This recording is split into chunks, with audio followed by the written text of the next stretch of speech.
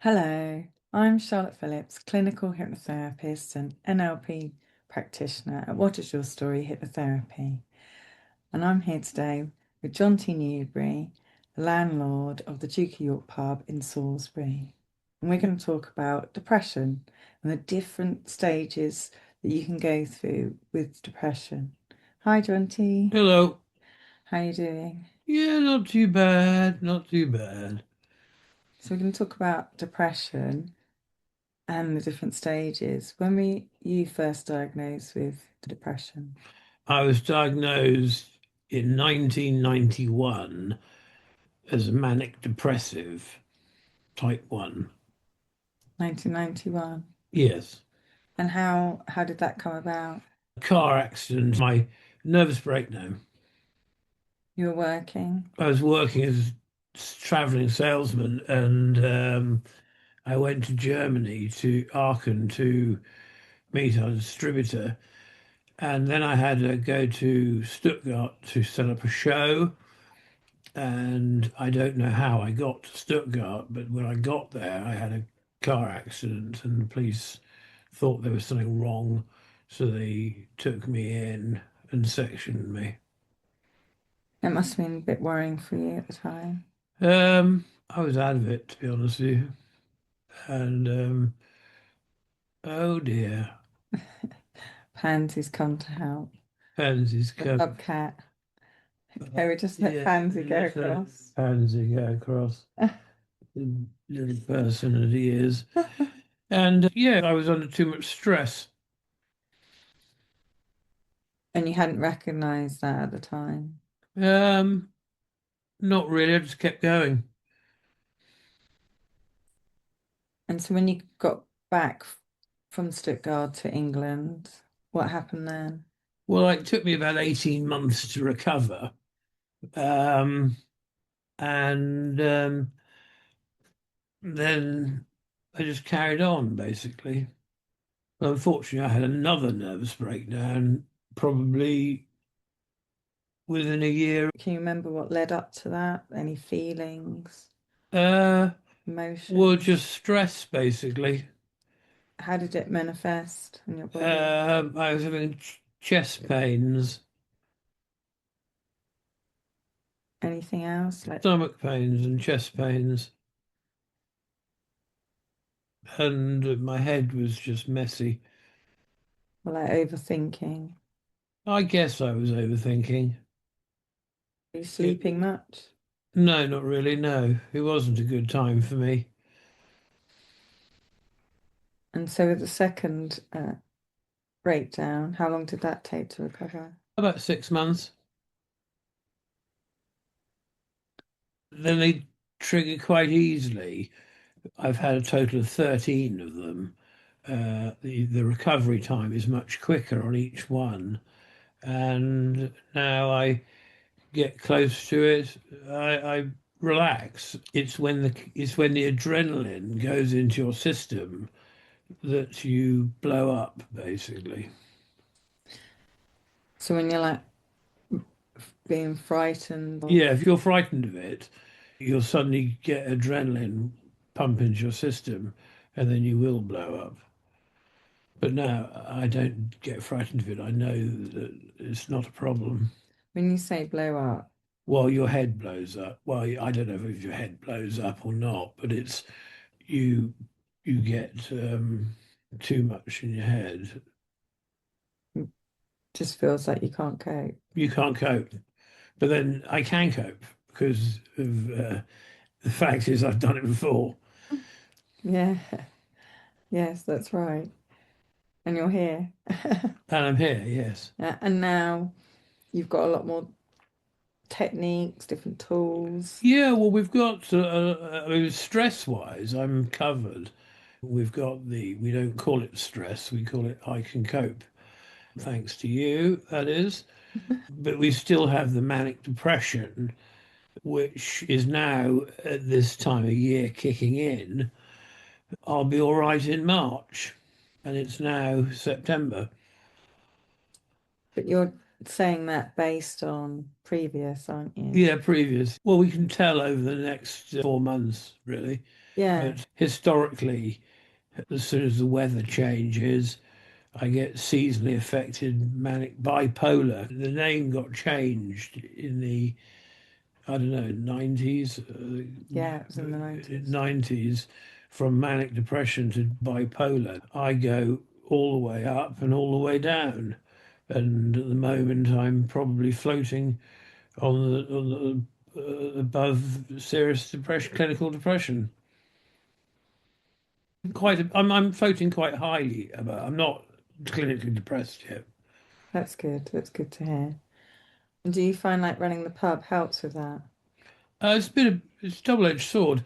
It can cause it, uh, but yes, having a purpose is very important and good company.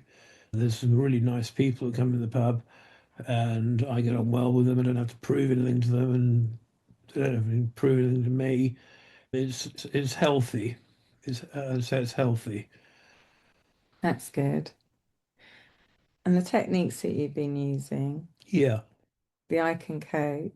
yeah. Now, how did that come about?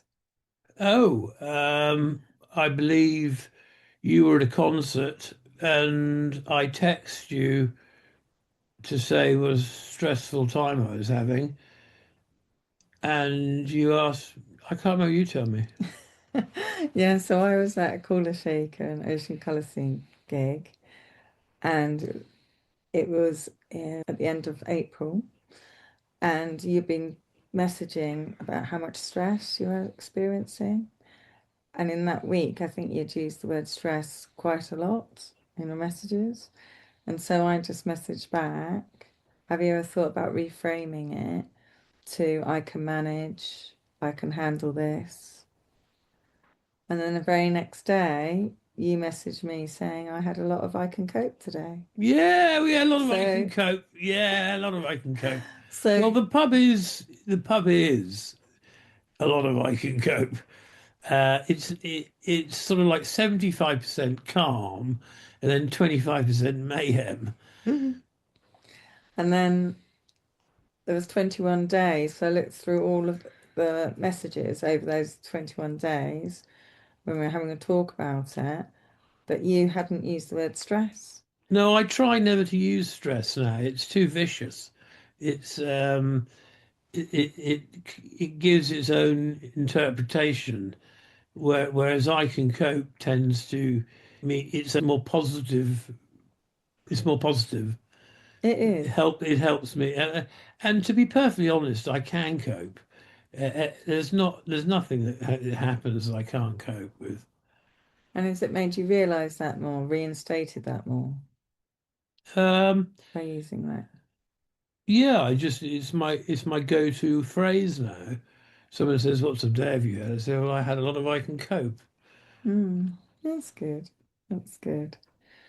And you were saying to me that it makes you feel better by using the words I can cope rather than I'm Yes, it stressed. does. It does. It makes me smile. That's good. And there's another phrase that you started using, isn't there? What's that? I'm not at my Oh, best. I'm not at my best. Yes. Basically, rather than say I'm depressed or I'm flat or I'm or something negative, I say I'm not at my best. And that tends to lift it up a bit. Yeah, If I'm actually really overthinking and the problem with my depression is that I overthink naturally. And then suddenly you get these negative thoughts in your head and you overthink the negative thoughts. So that causes the stress and the depression gets deeper. But if you say, I'm not at my best, it smooths it over a bit. yeah, it does, doesn't it? Yeah. And with the thoughts, negative thoughts can be quite contagious. Negative thoughts is like it's like a filing cabinet of negative thoughts, previous memories, um, is all sorts of it's horrible basically. If they could invent torture as no depression as a torture technique, it would actually be the best. um I open up cans of worms, and the worms just keep coming out. And with the I can cope, you can put the lid on it or slow them down. Deflect them basically. Yeah, are you zapping them? I zap them as well. I've got this new technique which we got. How when did I get the zapping? Last week. Last week I was zapping one. Every time I have a negative thought, I zap it. Um, with a, I've got a, it's like a wand, but it's like electric shock. It's like an electric zap, like a But fly thing. but it's a metaphor, isn't it? Yeah, but basically, I zap the thought. Basically, Yeah. that's what I do, Yeah. and I'm zapping all the time. That's really good. And you're finding that's really helping. I think it is helping. Yeah, I mean the whole thing is helping me. But let's see in a month's time whether I'm still at this level. If I stay at this level, it'll be fine. Yeah, We'll get through the winter, no problem at all. that's good. But if I go deeper, it'll be a problem. It's not nice. But your positive thoughts are just as contagious as your negative Yeah, well, thoughts. the problem is I have no brakes on it either way. If I get positive, I get very, very super positive, and I have to take a risperidone to bring me down. Do you? Yeah, Mm. if I in the summer, if I'm getting in the summer, I was taking a risperidone, extra risperidone a day, to the max dose of that, to keep me just happy. You know, there's happy, there's being too happy. You know, I for some reason I pick up on the negative and I pick up on the positive. If and I go all the way up and all the way down, and here comes Pansy again. Oh dear. He wants his role in it, doesn't he? Yeah, It's just as well that cats don't yeah. appear to get depression. So with the I'm not at my best, you've been using that for, Um, I'm not at my best. A couple of weeks, is that right? I believe, yeah, Yeah, couple of weeks we've been using that. yeah, and that sits quite well with the, Yeah, but it's all working. It's all working okay. Yes, yeah. so So, it's a lot better being in company than it is on your own. well, definitely, and that on having the pub, that means you've always got Yeah, company. I mean, being isolated on your own, your brain is a torture.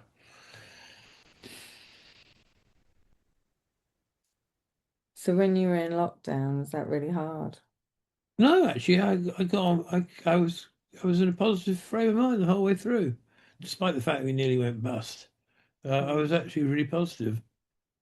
I was really enjoying myself. In what way? I was walking 3 times a day, I was That's good. doing massive steps, eating really well. Everything was wonderful, and I didn't have to work, so that was even more wonderful.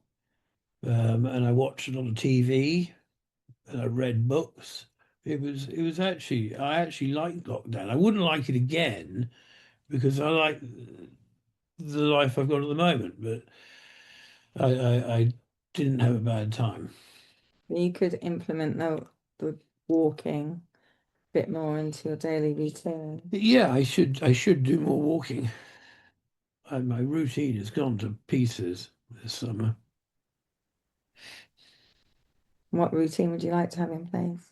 Well, I'd like to get up earlier and go into town and do some walking, Yeah. more walking. But I seem to be going to Tesco's every day buying things, but I don't want to walk with a shopping basket. No, no. And with the changes of the seasons, and especially this at this moment in time in England, where we had such a hot summer and it was really, really hot, and then all of a sudden it's like we haven't really had an autumn. We've gone straight Yeah, to a wind, wet, cold, like almost, wintry, the heating's on. So you feel like that started to bring on the SAD, the seasonal. Yeah, that was it's happened over the last 2 weeks. Mm. It just got. I think it's leveled off.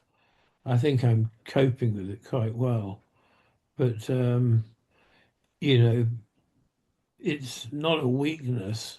It's the way the brain works. So what advice would you give to others that's in your situation, Well, that have bipolar? get into company, um, find people to talk to, and go to coffee shops. It depends if they're working. If they're working, then you've got work colleagues and things like that. But and don't drink. I think that's probably a good one. Alcohol? Don't drink alcohol. If you're depressed, drink is not the answer. No, because that would tend to perpetuate those feelings of. I don't drink at all because it gives you a false position and it just messes you up basically. That's what you experienced when you were drinking, For wasn't me, it? as a manic depressive, drink is a bad thing.